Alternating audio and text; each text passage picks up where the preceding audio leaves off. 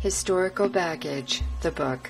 We Don't Need No Stinking Goddesses, by Catherine Kanayo and Levia Kern. The patriarchal Indo-European culture has enslaved women for over 5,000 years, portraying mothers as dragons and serpents to be slain by their heroes, the sexual women into whores and prostitutes, the sages and wise women into crones and witches.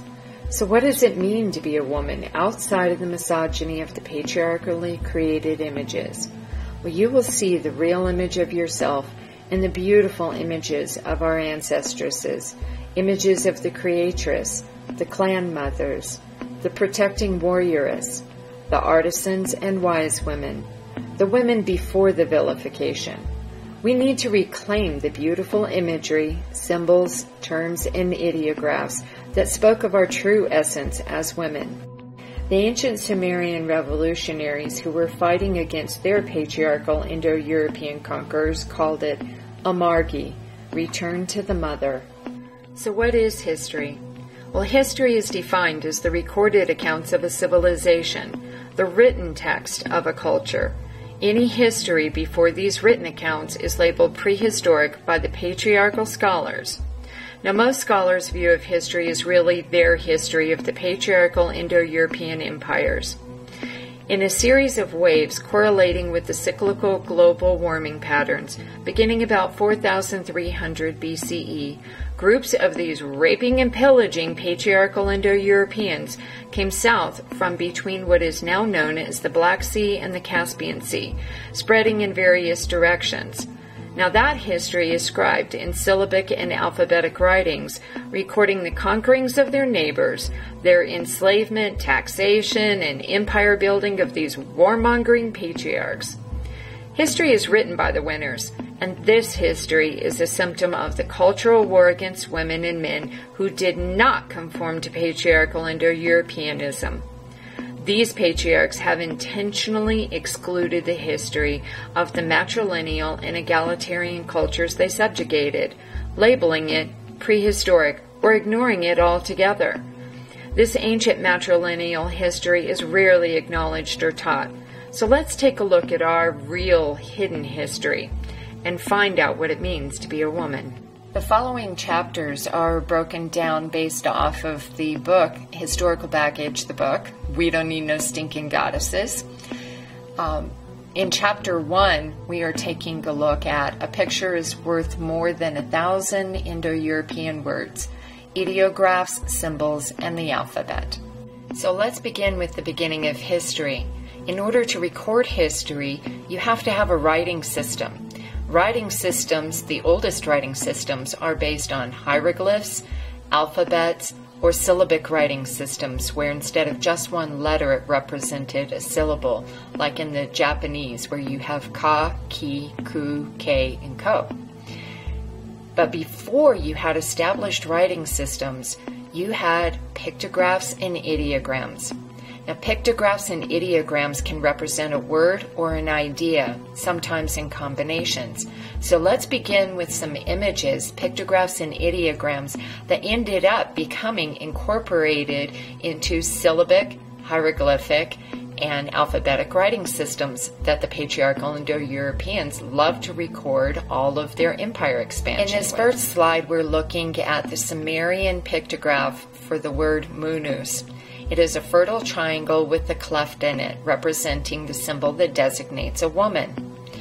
Now, it was always shown in the upright position, but when the Akkadians, patriarchal Indo-Europeans, came in and conquered the Sumerians, their priestly caste took over the writing system, and they turned all of the pictographs 90 degrees counterclockwise. So the fertile triangle then was turned to the second image that you see next to it on the right.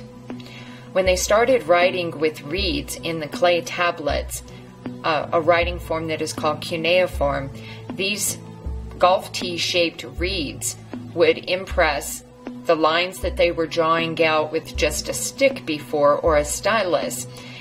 This writing system even makes the imagery lose more of its symbolism that it had before. So no longer does this look like the woman that the word represented. It is now a very abstract form of writing.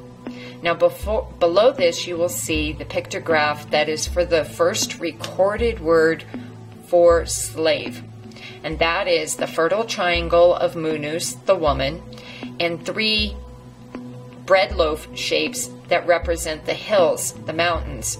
They would go and capture the women from the mountains, and that was the first recorded use of slavery. They did not use men. Men are harder to keep control of, being that they are a little bit physically stronger. They would kill them or leave them where they were at. The women were the ones that they wanted to use for their slavery. Now, it's very interesting. In 2100 BCE, we see text from the Akkadian Empire of their textile industry. In one particular case, they're listing the many thousands of female workers that were collected from the lowest strata of society that they had created, by the way, many of which involved the female prisoners from their military campaigns, young castrates, young men that were castrated in order to work with the women, and children that were set to work in what they called the houses of weavings. I believe this is the first recorded use of a sweatshop over in Akkadian territory that incorporated the female workers as the slaves as their textile manufacturing plant. The images off to the side of the Munus pictograph are from the Neolithic and the Chalcolithic time period. These women were carved in bone, and you can see the representative fertile triangle is very much symbolic, even before breasts were added, to the designation of woman. Now, these do not occur in the Sumerian territory. These are found in the Balkan territory of Old South Europe, but this is a common symbol and shape that is found throughout Old South Europe, down through the Aegean Sea territory, Anatolia, over into the ancient Samaria, going down into India, and down south through the Levant and Northern Africa territory. It is a very common symbol and pattern for woman. Now in this next slide, we'll take a look at what is called the Proto-Canaanite or Paleo-Phoenician writing systems. Again, you'll see the fertile triangle. In this particular case, within the Phoenician designation, this is became representative of the letter D. Now right next to it, you will see what is a modern day Greek letter delta. They flipped the fertile triangle upside down and made it more pyramidal shape. The symbol that you see right after that is the Paleo-Phoenician Daltu, which is also carried in the Ugaritic alphabet. Beside that, you see what looks more like a backwards P. It is the D, but it has a tail coming off of it, and that is in the ancient Samaritan writing form. The final form on that line is the modern squared Aramaic script used in the Hebrew for Daleth, which comes from the Daltu. All of these are Ds in the various forms of transmission. Frequently, this letter's origin is referred to as the meaning of door, a gateway. In the Ugaritic, it is also referred to as the sluice gate, which if you look at the perspective of a woman and her physiology, especially with pregnancy, when a water breaks before a child is born, that would be very representative of a sluice gate with the amniotic fluids that are flowing through her. It makes sense also if you look at the geographical location of a delta where the waters are coming out of the river and the wash is forming a D peninsula form, which is why they refer to that as a delta in ancient history for the oldest geography that it started being referred to. Now on the next line, you see the letter Shin. This is in the Paleo-Phoenician. It clearly is representative of breast in a curvilinear pattern. Well, the Greeks took this letter and they turned it sideways, and this becomes their sigma. In the Hebrew, Older Hebrew, you see it in more rectilinear lines. It loses even more of its breast association.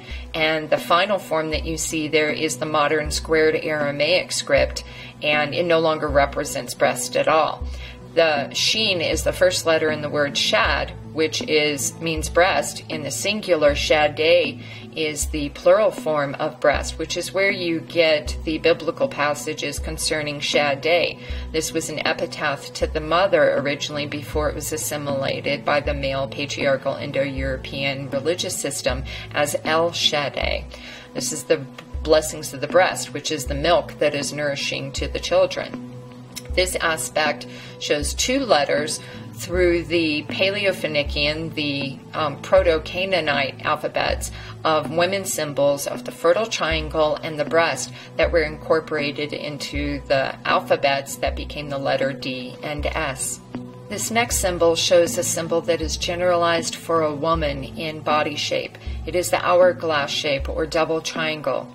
On the first line, we'll follow its progression through the Semitic languages, and you will see the next image is the letter Z, zeta, in the Greek alphabet. They dropped off one of the diagonal crosspoint lines, and it holds what becomes our modern English alphabet letter Z. In the next image, you see what looks like a capital I. This is another form of the Z letter that occurs in the Proto-Canaanite Paleo-Phoenician alphabet, often with the hourglass shape first, and then this is the next variation that you see is what looks like a capital I. It is for the letter Zayin.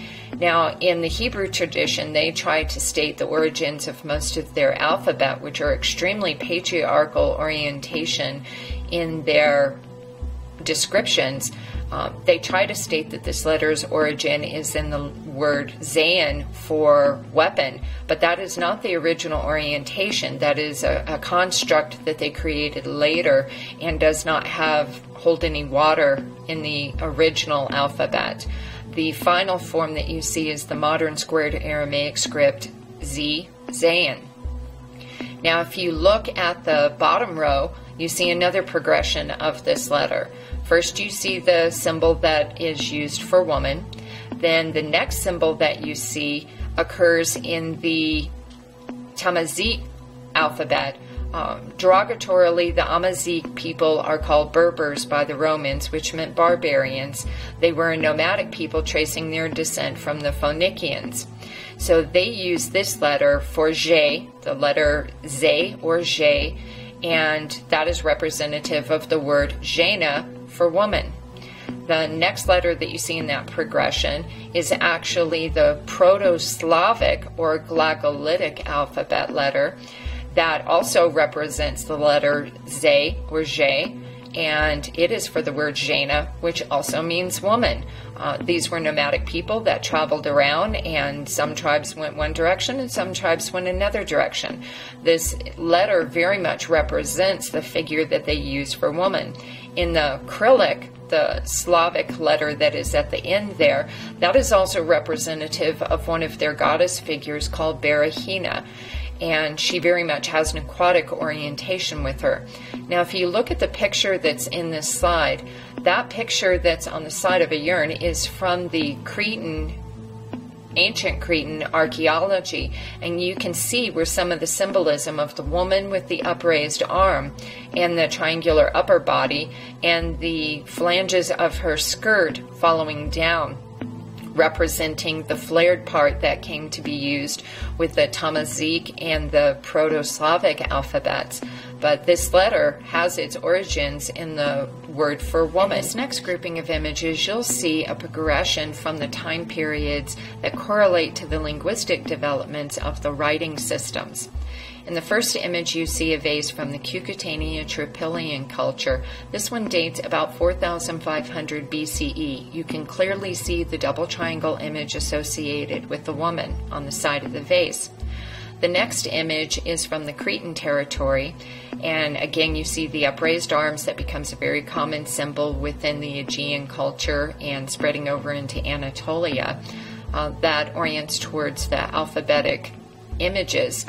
She has the flared skirt which is representative of the bottom half as well. So you can see the double image that derives from this. She dates 1400 BCE. The next image that you see is from the Scythian culture, which dates about 400 BCE. She clearly looks very much like the Cyrillic letter J that you see in the Slavic alphabets.